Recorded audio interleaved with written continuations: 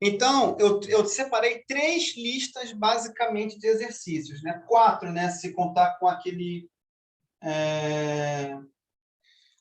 se a gente for analisar, né? O da teoria.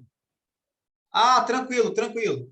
A gravação vai continuar, tá? Só volta quando puder. Show, show. É o seguinte.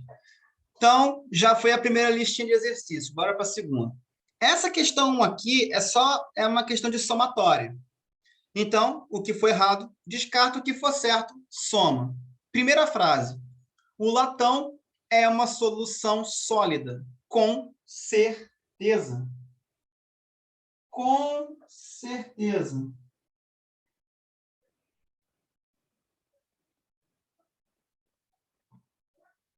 Tranquilo. Então, o que acontece? Por quê? Porque o cobre é sólido e o zinco também. Se o soluto é sólido e o solvente é sólido, e vai virar uma solução, é sólido. Então, tranquilo. 2. Soluções saturadas apresentam soluto em quantidade menor. Parou, parou, parou. Se a solução é saturada, a quantidade tem que ser igual ao limite estabelecido pelo coeficiente de solubilidade. Então, aqui está errado. Beleza? Uma pausa rapidíssima.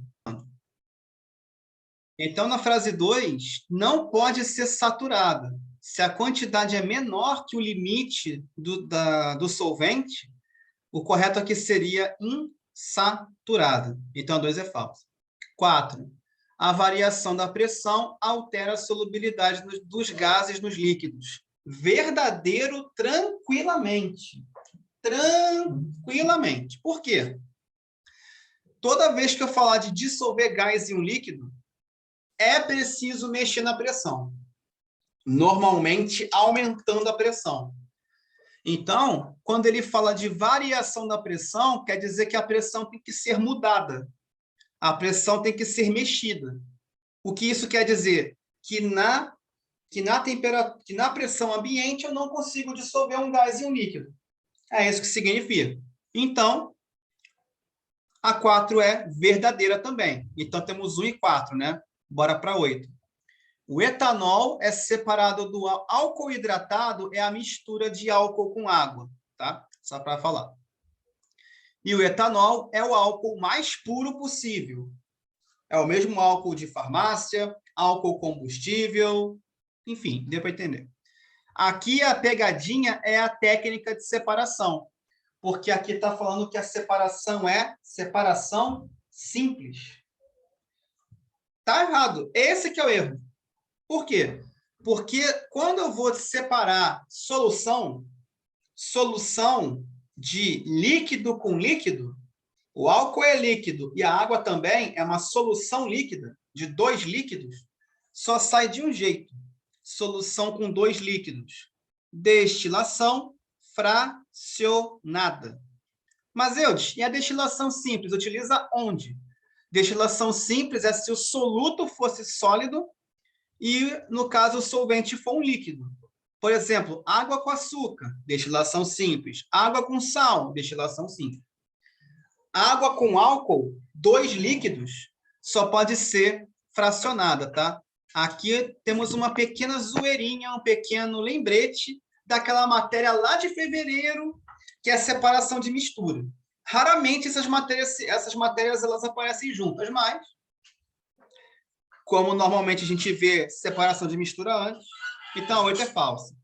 A 16 e a 32 eu vou fazer um comentário aqui, ele vai ficar gravado, tá, para vocês estudarem, que é o seguinte. Na 16 está falando de concentração. Só que concentração é algo que eu quero explorar mais semana que vem. Porque eu falei que eu quero explorar mais os cálculos, né? Eu quero separar a teoria o máximo do cálculo que eu puder. Pelo menos do cálculo que eu considero pesado. Então, vamos lá. Eu vou explicar, então, o conceito por alto. Repara nesse final aqui, ó, mol por litro. O que significa mol barra L? Significa quantidade de soluto em mol para cada 1 litro de solução. É isso que significa essa unidade. Vou reforçar isso naturalmente em outra aula. Então, eu preciso ter isso aqui de mol para cada 1 litro de água ou de solução. Então, vamos verificar. Quem é meu soluto? NaCl. NaCl não está em mol. Ele está em grama. Aí tem que lembrar, é para isso também que eu expliquei. Ih, coloquei errado, desculpa, calculador. É para isso também que eu coloquei a questão do mol. É para isso que eu ensinei mol aqui no curso. Porque mol não interfere só em estequiometria, não interfere só no balanceamento. Mol também interfere em soluções. Por quê? A principal característica das soluções é a concentração, que eu vou comentar posteriormente. E a principal concentração do vestibular, das provas de concurso, é sempre quem? Mol por litro. Não existe trabalhar com soluções sem trabalhar em mol por litro. Impossível. Mas vamos lá. Então, o soluto tem que passar para mol e o volume tem que estar para 1 litro. Vamos lá. Então, aqui nós temos 30 gramas de NaCl. 1 mol de Na tem 23 gramas, tabela periódica. 1 mol de Cl tem 35,5. Quer dizer que 1 mol de sódio tem 58,5. Então, como é que eu passo de massa para mol? Divido a massa pela massa molar, que aqui é 58,5. Claro que vocês não vão dividir até isso tudo, né? Mas basta dividir até, no máximo, a segunda casa decimal. Você acharia 0,51. Não precisaria ir muito adiante disso, não. Então, a quantidade de mol é 0,51. E aí eu vou dividir por esse volume aqui em litro. Só tem um problema. Ele está em ml. Como é que passa de ml para litro? Divide por 1000 ou volte 3 casas. E aqui é fácil. 500 ml é meio litro, né? Na real. Então, vou dividir esse trambolho por 0,5. Aí, a resposta em mol por litro é essa aqui, ó. 1,02. Já deu falso. Por quê? Ó, olha a resposta em mol por litro. 0,513, ó. Compara só as marcações, ó. 0,513, 1,02. Então, é falso. Tá? Então, pode ficar tranquilo. Semana que vem eu vou falar dessas contas calmamente. A única conta que eu quero abordar hoje é a do coeficiente de solubilidade. Estourando. E por quê? Porque ele serve para a parte teórica. Isso aqui é mais para a parte de cálculo mesmo. Bora lá. Então, a 16 é falsa também. 32. Se eu adicionar 0,30 litros de água a 0,70 litros de uma solução 2 mol por litro, a concentração resultante é 1,4 mol por litro. Isso é verdadeiro, mas como que eu cheguei a essa conclusão?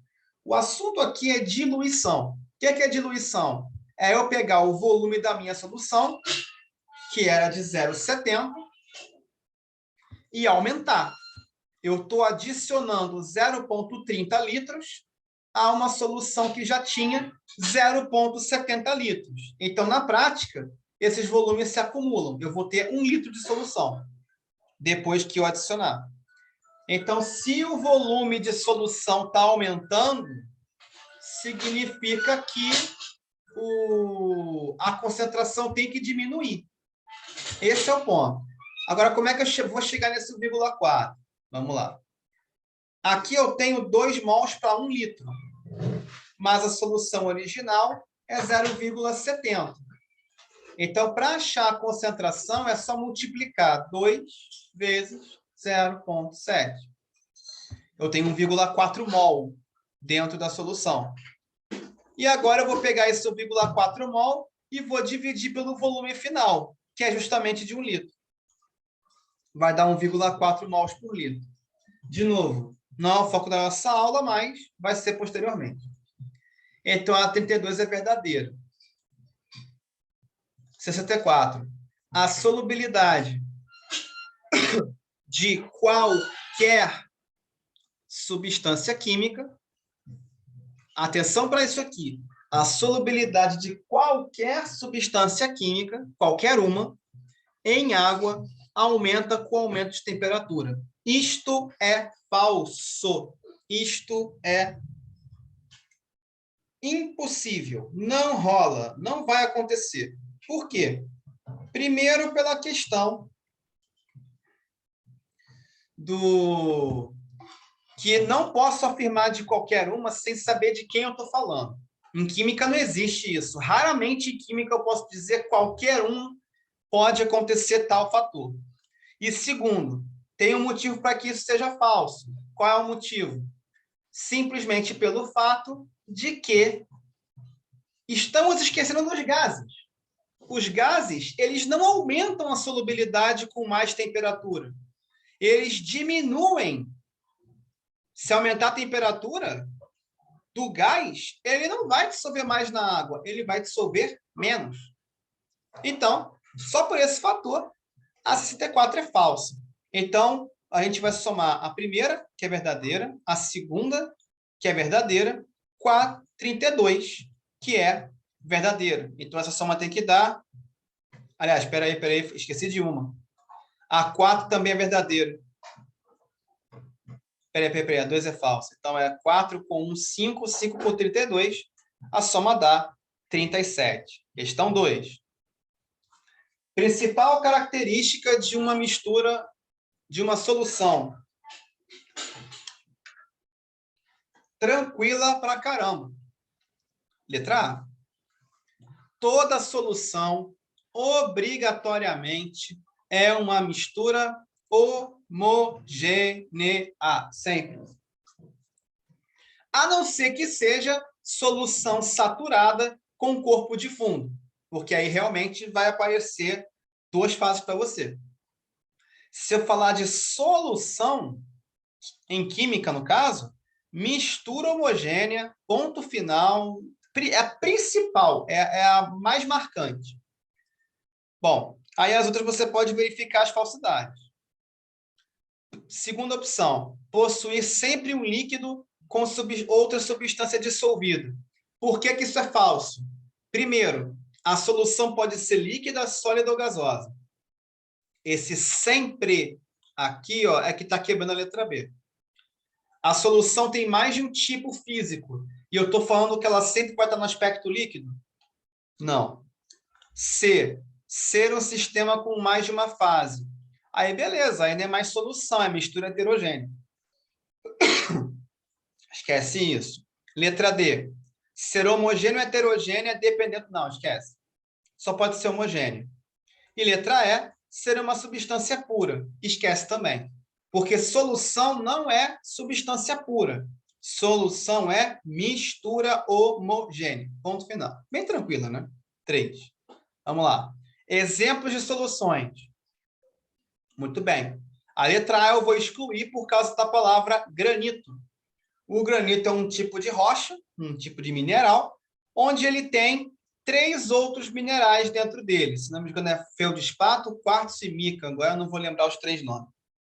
Mas o granito em si, ele não é homogêneo. Ele tem 3 pigmentações ou 3 fases que a gente consegue diferenciar olhando. E a definição de mistura, ser homogêneo ou heterogênea, é o aspecto visual. Então, não. Granito também aparece na letra B. Esquece isso. E na letra B eu poderia eliminar também pela mistura de água com óleo. Água é immiscível ao óleo. Não se misturam. Se não se misturam, a mistura será simplesmente heterogênea, o que contraria a solução. Petróleo no mar, heterogêneo. Acabou. Letra D, água pura, é substância pura? Não. Gás de nitrogênio, substância pura? Não. Ouro puro, substância pura? Também não. Solução só tem uma fase, só que a solução é uma mistura homogênea. Que vai acontecer na letra E. O ar atmosférico é uma mistura homogênea. A água de torneira, ela não é pura, ela é uma mistura também, porque a água de torneira é água que a gente usa para poder lavar louça, para poder, né, lavar roupa, que seja. Né? Também tem torneira no tanque lá da pia, de uma área de serviço.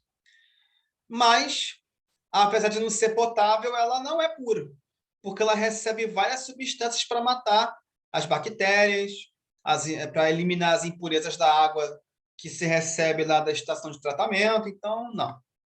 Água de torneira, ela é uma mistura homogênea. E o ouro 18 quilates é uma liga metálica, com 75% de ouro e 25% de outros metais, normalmente prata e cobre. Então, o ouro puro é substância pura. O ouro 18 quilates é mistura. Letra E. Questão 4. Vamos lá aqui, então.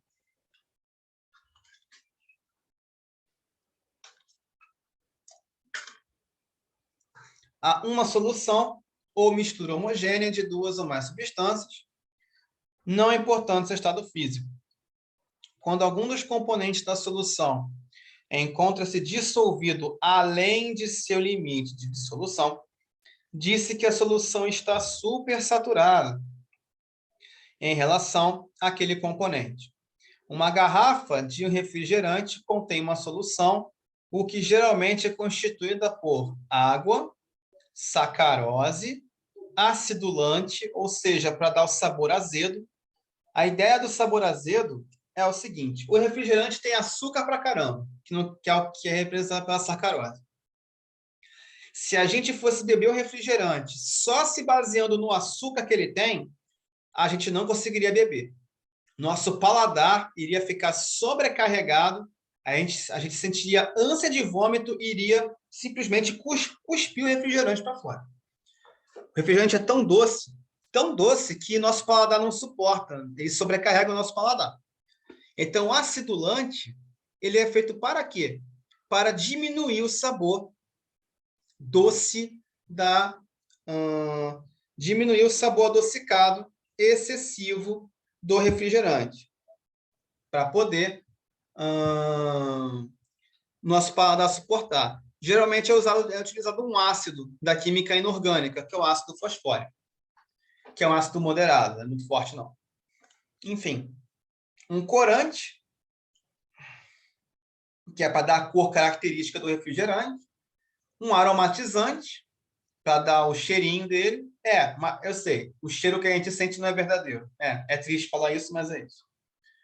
E o principal ácido da nossa questão, dióxido de carbono dissolvido sob pressão, ou gás carbônico. Se é gás, eu vou dissolver no líquido, só dá para dissolver sob pressão, ou seja, aumentando a pressão. Então, para considerar aqui, vamos verificar as opções. Primeira opção, no refrigerante, o componente mais abundante é o solvente, ou seja, a água. Considero verdadeiro. Na maioria das soluções, a água, que é o solvente, é o mais abundante.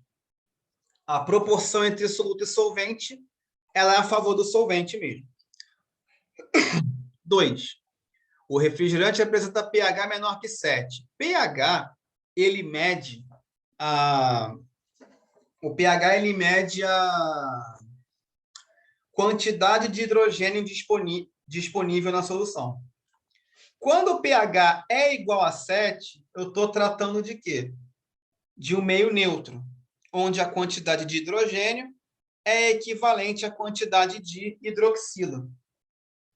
Então, quanto mais OH, mais básico é o meio. Aí o valor de pH sobe. Ele fica entre 7,1 e 14.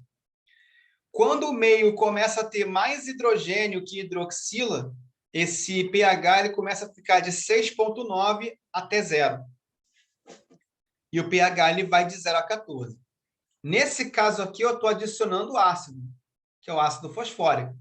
Se eu estou adicionando ácido na minha solução, quer dizer que eu tenho uma fonte de hidrogênio.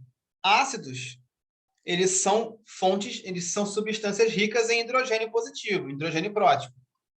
Então, por causa desse ácido aqui, é que o pH será menor que 7. Verdadeiro também. 4. A agitação do refrigerante provoca a saída do componente que se encontra dissolvido além do seu limite de dissolução. Isso eu considero verdadeiro. Por quê? Porque se eu tiver um gás dentro do refrigerante, ele está dissolvido em condições super especiais. Então, eu posso considerar que qualquer solução que tenha gás dentro de um líquido, ela é supersaturada. E qualquer agitação vai fazer com que esse gás saia do líquido para a atmosfera, basicamente. Então, a 4 é verdadeira também. No caso, a agitação é o seguinte, é só abrir a garrafa. Repara que aquele barulho que a gente escuta é o equilíbrio de pressão, onde a pressão da garrafa de refrigerante, a maior parte dela vai embora, diminui a beça. E aí você vai reparar que o refrigerante vai borbulhar, que é o gás indo embora. Então, a 4 é verdadeira. 8. Ao final do processo de evaporação do refrigerante, não há resíduos sólidos. Falso, falso, falso, falso e falso. Por quê? Vamos lá. Digamos que o principal soluto do refrigerante, eu vou considerar nesse caso o açúcar, por causa da quantidade de açúcar, que é muito grande. A sacarose, que é o açúcar utilizado no refrigerante, ela é um sólido. Se dissolver no líquido, ele some, beleza. Mas a sacarose é um sólido. Se o refrigerante evaporar, o que significa evaporar o refrigerante? Deixar o líquido dele ir embora. Evaporar uma solução é evaporar solvente. O solvente ele vai evaporar e a tendência, conforme vai se evaporando, é o soluto dissolver cada vez menos. Ele vai começar a aparecer como um corpo de fundo. Então, ele vai ser chamado de resíduo. Se a sacarose é sólida e eu estou evaporando a água do refrigerante, é o açúcar que vai sobrar. Claro que vai ter resíduo sólido.